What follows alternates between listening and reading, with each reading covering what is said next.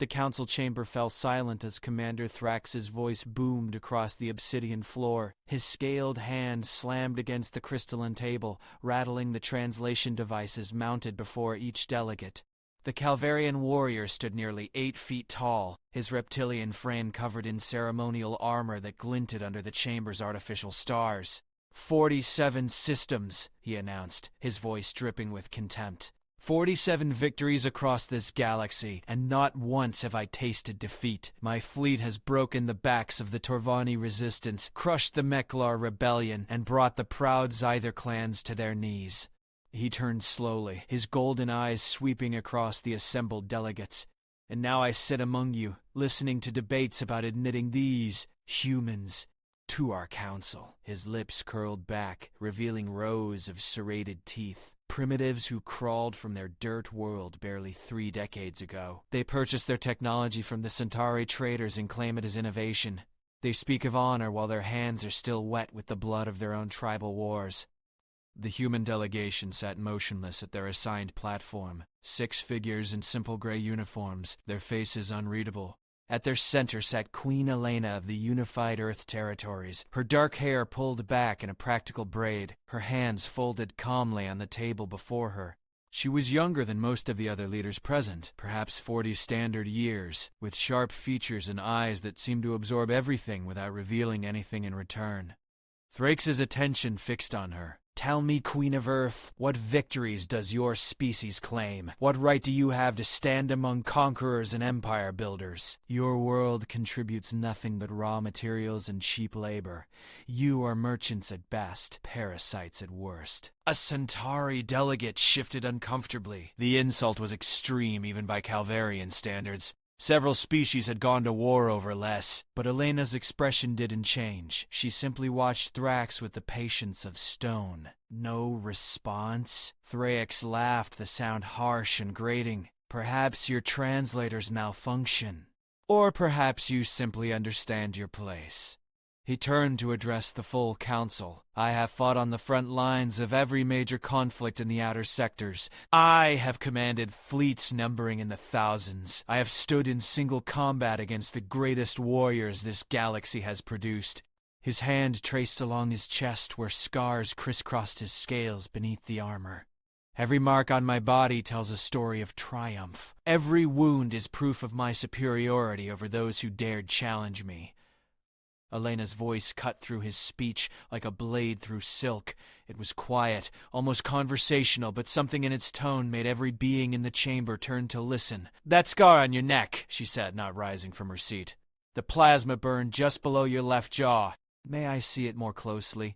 Thraax's hand moved unconsciously to the spot she'd indicated.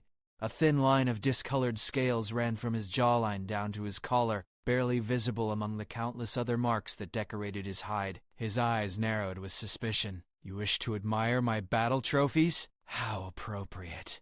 Yes, this mark came from...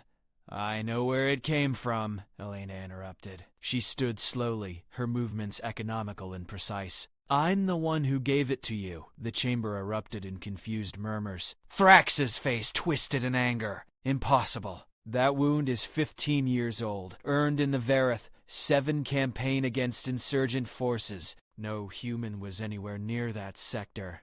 The insurgents were human colonists, Elena said, walking toward him with measured steps. Her guards remained seated, but their hands moved subtly closer to their sidearms.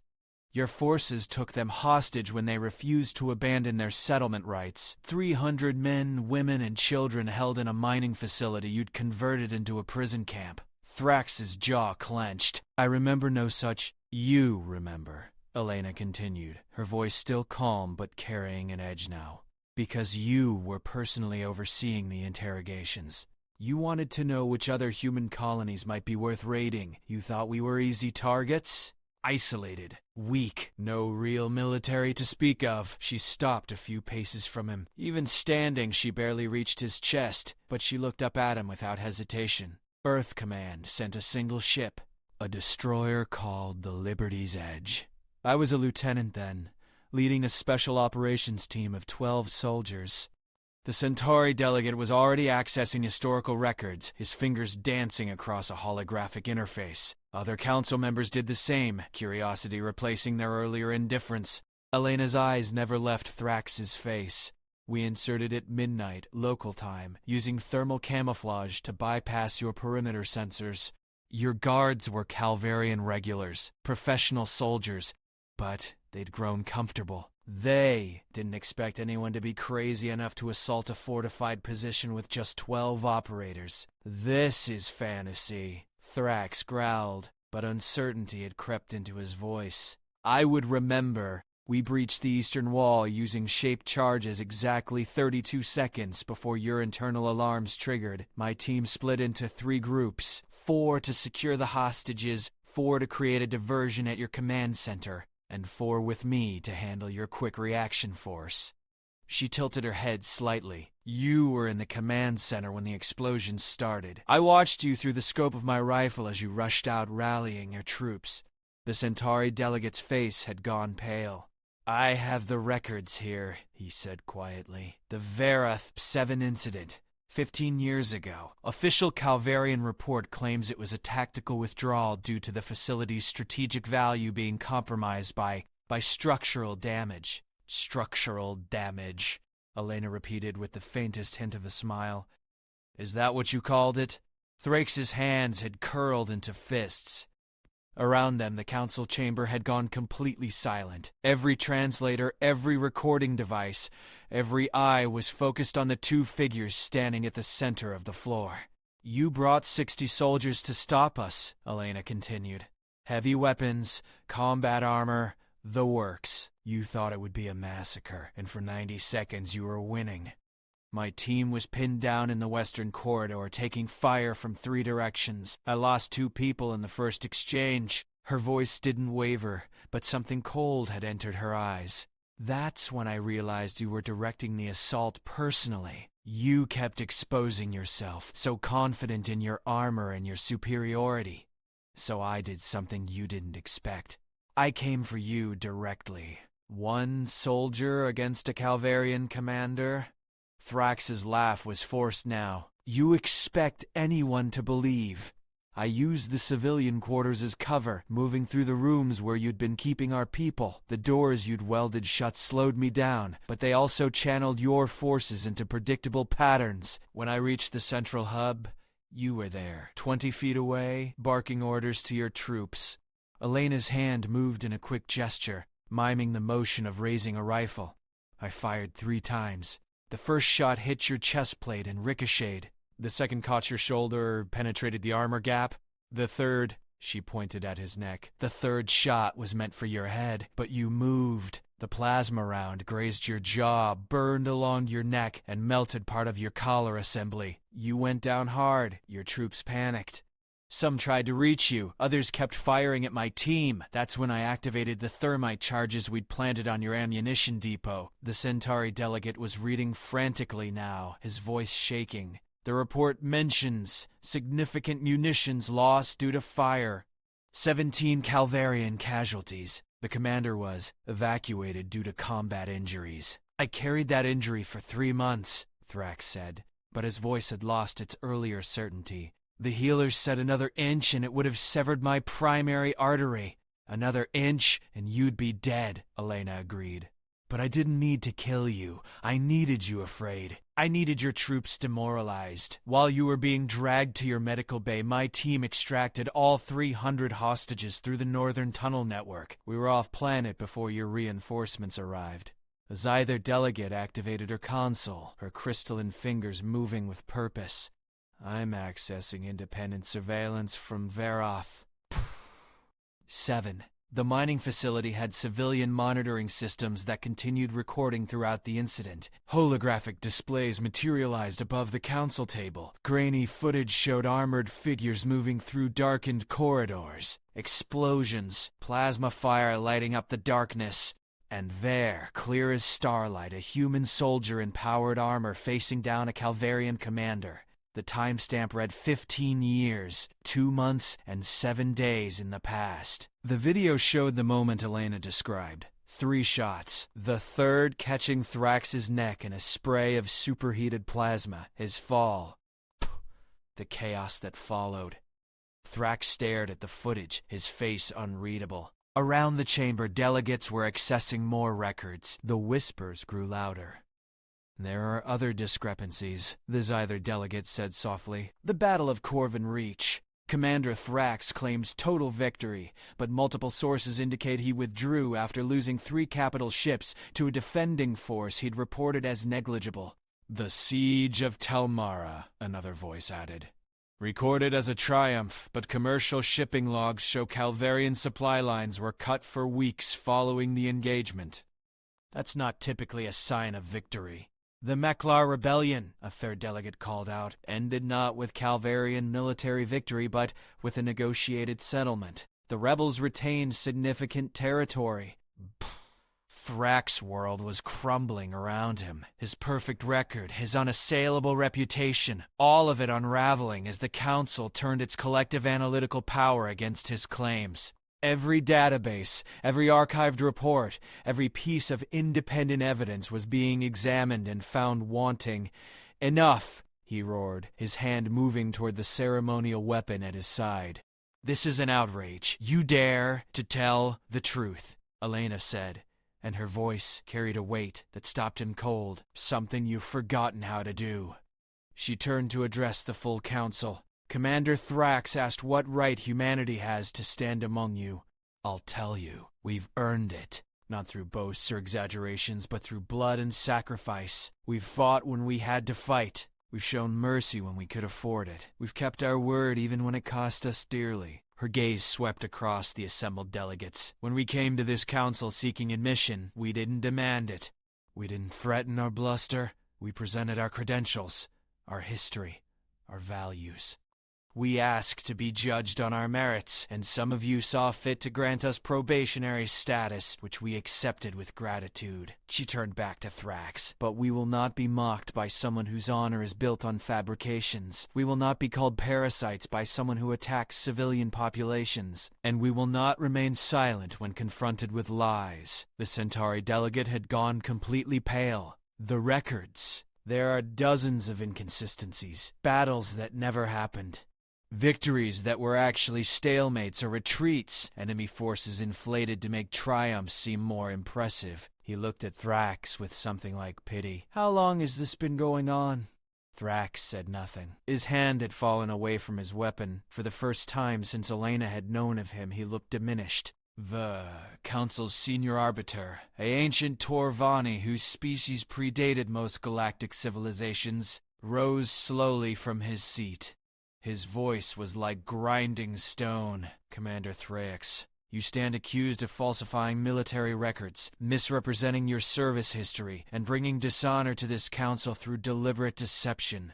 These are grave charges. I have served the Kalvarian Empire for 40 years, Thraax said, but the fire had gone from his voice. I have fought in every major conflict. You have fought, the Arbiter agreed, but you have not always won. And there is no shame in that. Every warrior knows defeat. Every commander faces setbacks. But to lie about them, to build false glory upon the graves of those who died under your command.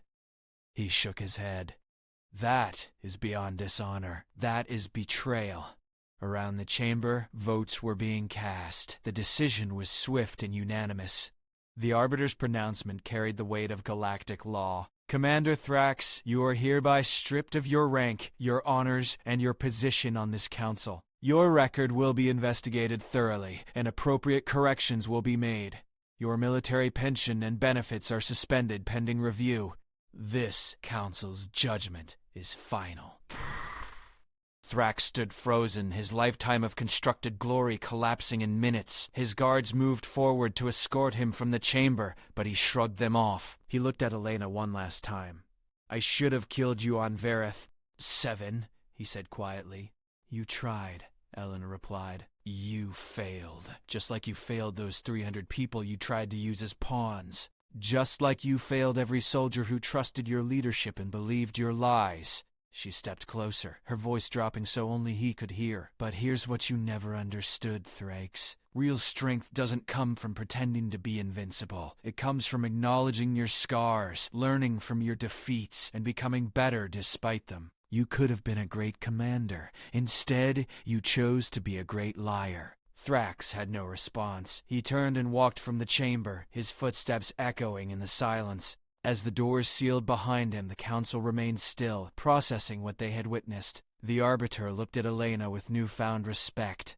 Queen Elena, on behalf of this council, I apologize for the insults you and your delegation endured. Commander Thrax's behavior was unacceptable, and his lies have shamed us all. Elena inclined her head. No apology necessary. Truth has a way of emerging, regardless of how deeply we try to bury it. Your probationary status, the arbiter continued, seems suddenly inadequate. A species that values truth and honor, as you have demonstrated today, deserves full recognition. With respect, Elena said. We'll earn that in time. We don't want charity or pity. We want to prove ourselves through our actions, just as we've always done. When you grant us full membership, we want it to be because you've seen what humanity can contribute, not because you feel guilty about one warrior's misconduct. The Centauri delegate stood, his earlier nervousness replaced with something like admiration. If all humans show half the integrity their queen displays, I suspect full membership won't be long in coming. Elena allowed herself a small smile. We're not perfect. We've made mistakes, and we'll make more. But we try to own them when we do. That's all anyone can ask. As the council moved to other business, Elena returned to her delegation. Her chief of security, a grizzled veteran named Garrett, leaned close and whispered, "That was risky, Your Majesty, making an enemy of a Kalvarian commander." He was already our enemy, Elena replied quietly. I just made sure everyone else knew what kind of enemy he was. Still, Garrett said, publicly humiliating a warrior like that, there could be consequences. Elena thought back to Verath. 7. To the screams of civilians being tortured for information, to the faces of her 2 soldiers who hadn't made it home. She thought about the 300 lives they'd saved that night and the price they'd paid to save them. Let there be consequences, she said. Some things are worth the cost. The council session continued late into the night, but the moment everyone would remember had already passed. Word spread quickly through the galactic networks. The story of the human queen who exposed a famous warrior's lies became legend. Some praised her courage, others questioned her tactics, but no one could deny the impact. Humanity's reputation shifted that day. They were no longer seen as naive newcomers or lucky primitives. They were a species that understood honor, valued truth, and refused to be intimidated. They were a people who had earned their place through action, not boasting. In the weeks that followed, Elena received messages from across the galaxy. Some were supportive, some were critical. A few were outright threatening. She read them all with the same calm attention she brought to everything, neither celebrating the praise nor fearing the condemnation. When reporters asked her about the incident, she gave simple answers. I told the truth, that's all. When military analysts questioned her decision to reveal classified operational details, she pointed out that the mission was 15 years old and already documented in multiple databases. The only secret was Thrax's version of events. I just corrected the record. When conspiracy theorists suggested she'd orchestrated the whole confrontation, she laughed. If I had that kind of foresight, I'd be a fortune teller, not a queen. But in private, when her advisors asked if she'd known how it would unfold, Elena was honest. I knew he was lying. I knew that scar. And I knew that if I could expose one lie, the rest would follow. Truth is like that. You pull one thread and the whole tapestry unravels. Was it worth the risk?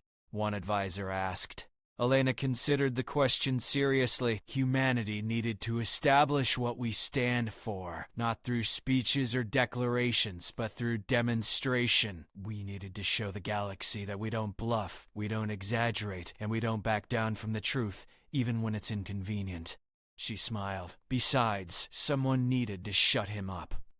Months later, when humanity was granted full council membership, Elena's speech was brief. She thanked the council for their trust, acknowledged the responsibility that came with membership, and promised that humanity would prove worthy of the honor. She didn't mention Thraax. She didn't need to, everyone remembered. As she left the podium, the arbiter stopped her. You could have destroyed him more completely, the old Torvani observed. You had evidence of war crimes. Civilian casualties he covered up. You could have demanded his imprisonment. I could have, Elena agreed, but that wasn't the point. I didn't want revenge. I wanted truth. Justice is your job. Mine was just to shine a light on the lie. The Arbiter nodded slowly. Your species will do well here, I think. You understand something many have forgotten. That honor is not about never falling, but about standing up again when you do, and about helping others stand, even former enemies. We've had a lot of practice falling, Elena said with a wry smile. Our whole history is one long series of mistakes and recoveries. We're good at it by now. As she walked back to her ship that night, flanked by her security detail, Elena paused to look up at the stars. Somewhere out there, Thraax was beginning a new life, stripped of rank and glory. Somewhere else, the families of those 300 colonists from Vereth. 7 were living in peace, many of them not knowing how close they'd come to death. She touched her own neck, feeling the small scar hidden beneath her collar. A reminder of a night when everything had gone wrong and somehow turned out right. A reminder that truth was worth fighting for, even when the fight seemed impossible. Garrett appeared at her side. Ready to go home, Your Majesty? Ready, Elena confirmed. But she took one more moment to look at the stars, at the vast galaxy humanity had joined. A galaxy that now knew what humans were capable of, for better or worse. She smiled. The galaxy had wanted to know what right humanity had to stand among the stars. Now they knew. Not because humans were perfect, but because they were real. Not because they never failed, but because they admitted it when they did. Not because they were the strongest or the smartest or the most advanced, but because when it mattered most, they chose truth over comfort, honor over convenience, and courage over fear. That, Elena thought, was worth more than all of Thrax's false victories combined, and it was a foundation upon which humanity could build something lasting. She turned toward her ship, ready to go home, knowing that the real work of proving humanity's worth was just beginning. But for tonight, she'd done enough. For tonight, truth had won.